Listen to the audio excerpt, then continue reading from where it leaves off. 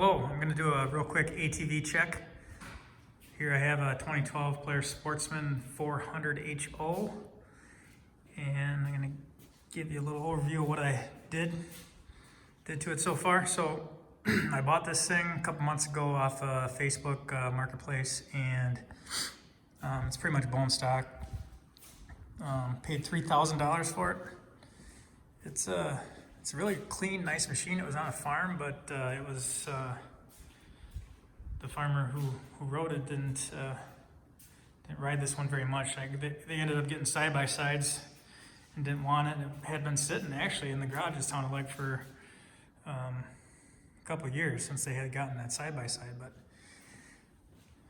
I'll show you here, it's got 443 miles.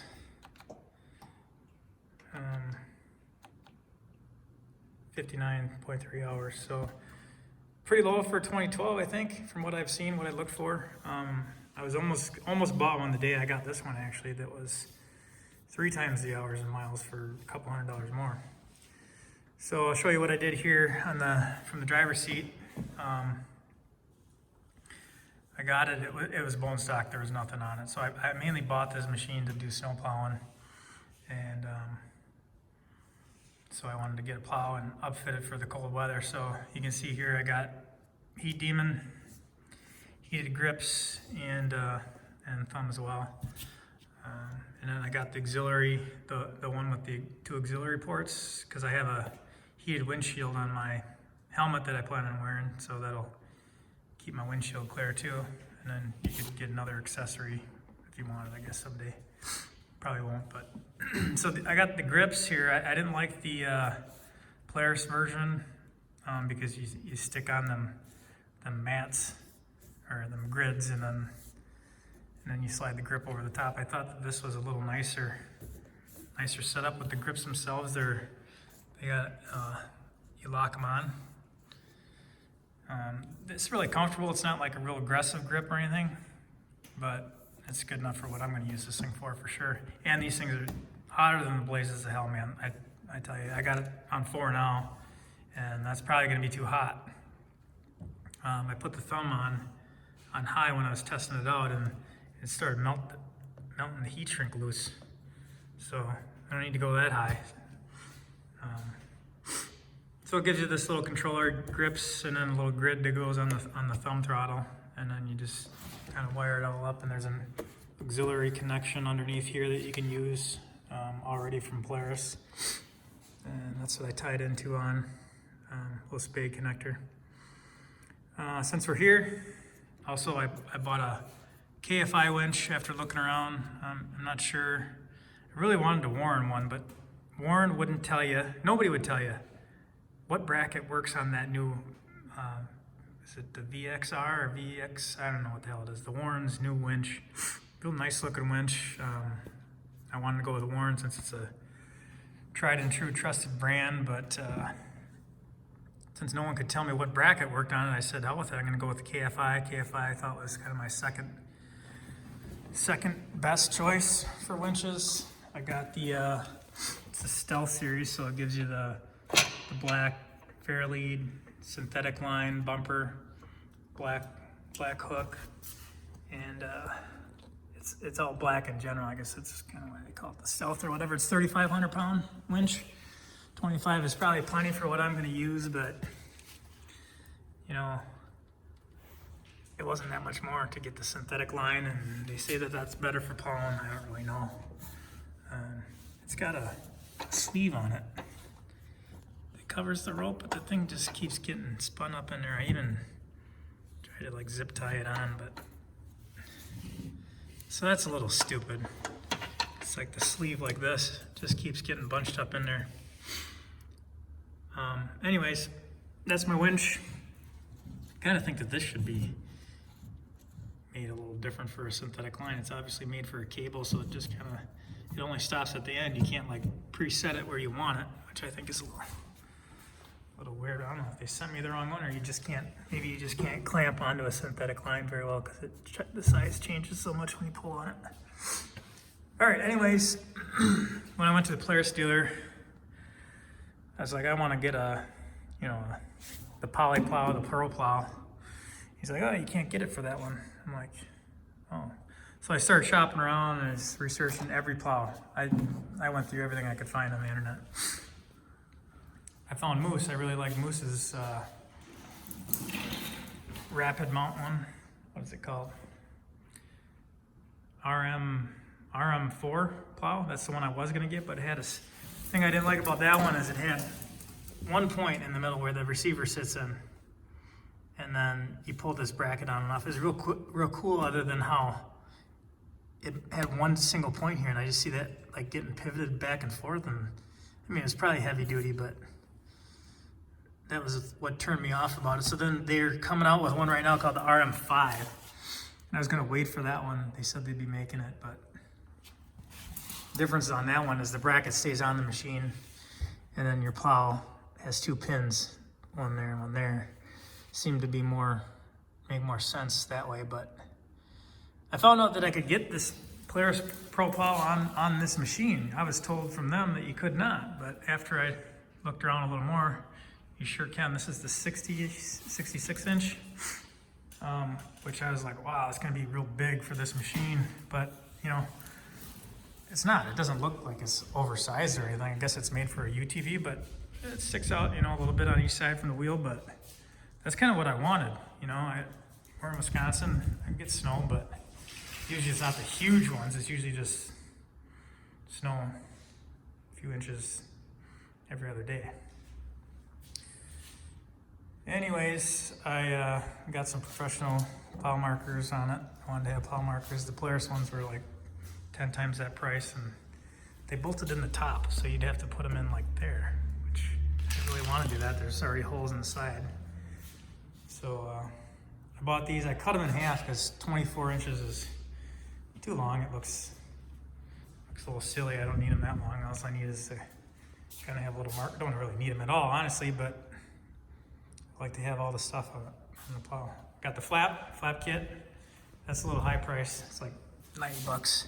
I guess there's a heavy duty one you can get too, but this seems, what's nice is it just bolted right on. I didn't have to screw around or nothing. It's got these, I would have made these otherwise, but it's got nice acorn nuts too. I mean, it's a good finished look. And this is the steel edge that comes on it. I didn't like that at all. I mean, geez, it's like, is it 3/16? I mean, what the hell are you gonna do with that thing? It's gonna wear right out, and it's too thin, too small, everything. It's just, it works good when you put a poly on there to hold the poly on, I'll tell you that, because that's perfect retainer for that. I got this poly edge, it's probably about $100, I think. It's an inch, 1 inch, and then I got it 67 inches because I wanted it to hang off a little bit past the plow, so if I ever came up into something, I'm not gonna damage my plow. I'll hit the ½ inch it hangs off on each side. So, I think it was from, I can't think of the name right now. They're in Michigan, but they're made to order, came in a couple weeks, week and a half maybe. Drill your own holes. You can have them drill holes if you want for $4 a hole, which, geez, it took me 20 seconds to do 2 of them, so why would I pay $4 for that? Anyways, the Pro plow, it's got nice heavier springs. It seems to be built really well. This is a little bit sloppy, but you know, I guess it ain't perfect. Thing I like about this was that it's poly, and the bracket. That was my biggest concern on the 4-wheelers. I didn't want this big stupid bracket hanging off. I just wanted something streamlined so the plow comes on and off, and I don't have this thing hanging down. And just, you know, that's just how I am, I guess. So this one, you get the mount, and it's just this bracket here. So there's a peg on each side, and then the other one back there. It bolts in. All the holes are already there. It's secured behind the suspension and in front of the suspension. And that's another thing I didn't like about the Moose and the Eagle. It's all bolted on in front, and you're just relying on that. I'd rather the load be spread out on the frame a little bit more. So that was one other reason why I really like this, because you're spreading that load out. Plows are hard on stuff, so you don't want it all hammering into one spot on the frame in the front, which might be a strong part of the frame, but still, don't like that. The other thing is here is these springs. I'm looking at that right now. You can get spacers, which I don't think I'll do. I think I'll get the heavy duty springs. There's a couple different manufacturers. High Lifter, is it EFI or E? Not EFI. I don't know. There's 3-letter K something. No, I think it's E. Anyways, they make heavy duty ones, High Lifter, and then Polaris has their own too, but I think I'm leaning towards the aftermarket. So this plow is really nice. You just angle it, hold this up and down. This seemed a little teasy to me. I don't know why they have this big long extension rod. And then it's super loose in there, so you get to take a little piece of hose and put the hose on the shaft and then tighten it down, and that's almost all the way tightened down if you wanted to be able to lift the thing up. That I don't know. Why would they make this so long? Another thing I got was this handle. You gotta pay an extra 20 bucks for that stupid thing. But you know what? It's pretty handy when you want to grab the plow. I guess you could have just grabbed here, but it was made there. There was holes already, so I'll just buy this stupid thing. All right, so I think that covers the plow. Plow on the mount. Back here, I wanted to put a little bit more weight on this thing because yeah, it's a smaller machine. It's not probably the best one for plowing snow, but I wanted to counterbalance a little bit. So I got these tractor weights. They're actually from a Ford tractor that I had laying around. So put together this little L bracket and then a piece of solid stock under here. It just sticks out like a trailer hitch. And then these weights are a little silly. They got the nice hook, which is really cool, but then, you know, most weights have a pin you can put through or something so that they stay on. These are made to be bolted on, which I guess is better because they don't rattle around at all. It's really tight. So I just drilled a hole on each end, put a piece of flat stock through here, and then put 2 bolts on.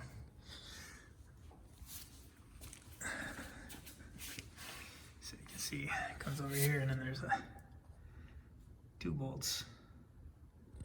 And you just throw it in the receiver. Another thing I was kind of worried is this is gonna rock around a lot, you know, because receivers are a little sloppy, but you know, this is really tight. I like it. So what I found as soon as I put that on, it's putting all that weight on the back end. And now the front end even dives even more because the front end's up in the air. So now when you lift the plow, it dives down more than it does without the weights. But I think that weight is really gonna help me out keeping the traction on the ground. So this guy here, I wanted to get a bumper. I wanted to have a little bit of protection. Quad Logic. It's like 80 bucks. Powder coating is really nice. It's definitely a good powder coat. It's got plastic caps. Got little hooks here if you want to tie down stuff. So that's additional. It's not full protection, but that's all I needed. And then you can, I guess they designed it so you could grab and move the ATV if you wanted to grab and pull and move it. And then they just decided, hey, we'll throw these hooks on here and, you know, make it a little more useful. So Quad Logic, the only thing I don't like is I wish they used the Polaris bolts or style bolts. These bolts a little hard to get through in that tubular frame to bolt it on. It's not that hard, but if they just use the regular bolts that thread into those punch holes, it'd be real quick on and off. But this is probably stronger, I guess, because you got a nut on the other end, but that's the only thing I didn't like about it. Here's my rear glove box. I wanted a light in the rear so I could see and people could see me when I'm plowing. So I got this little guy off of eBay. Couldn't decide where to mount it. I wanted to mount it under here, but just screwing around too much, and this was just a lot easier. And it doesn't really, it's protected. You know, I was thought about up here too, but this is protected more under here, and it's at the right height, I think, to shine back. And then, you know, it just doesn't, not hurting anything. I didn't want to drill any metal. I didn't want to drill into this or anything to mount it. And the bar clamps, I had bought a set of clamps that are really hideous. So I said, nah, just drill it into the rear glove box, and it seems to be pretty good. Show you guys that. I got this toggle. It's from eBay. It's pretty nice, actually. It lights up, and then when you turn it on, it also lights the top up, and then you can see the light here. It's probably hard to see on the camera here, but it's really bright. It's a combo light, so it's got floods and spot are integrated into it, so it's kind of like dual. That's off. I turn my key off. These grips are probably, yeah, these grips are really warm now. Things been on. Yeah, it's really warm. So I think that's about it.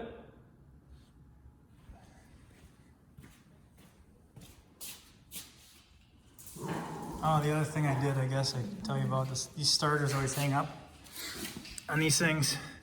It's kind of annoying. It sounds like a piece of crap when you're starting it. So the Bendix go bad. Supposedly go bad. Anyways, it's right inside of here. It's not on the end of the starter like you think it would be. It's inside the case, so you got to pull this cover off, pull this floorboard off, pull this cover off. Comes off real easy. There's no oil in here. Your Bendix sits right on the other side of this and comes right out of there, pops right off. So I just took mine out. There's nothing really wrong with it. It's just kind of sticky and gummed up. So I sprayed lube inside on the where the one-way clutch is, the sprag clutch, and then there's like a weight spring in there, they call it. You just put a little lube in there, and it's moved a lot smoother than after that, little penetrant in there. And then I pulled the spring out that's right on the top. There's a spring that pushes it back after it started. I just stretched that spring out by hand, just stretched it out evenly and made it so it's a little stronger of a spring. That and a little lube and then a little grease on both ends of the shaft, and the thing seems better now. Give it a try.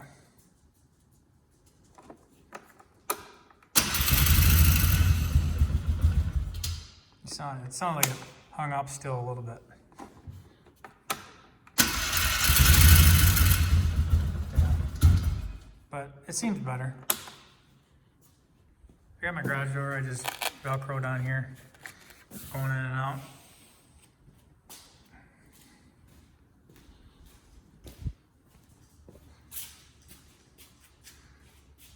That's pretty much it. Thanks for watching.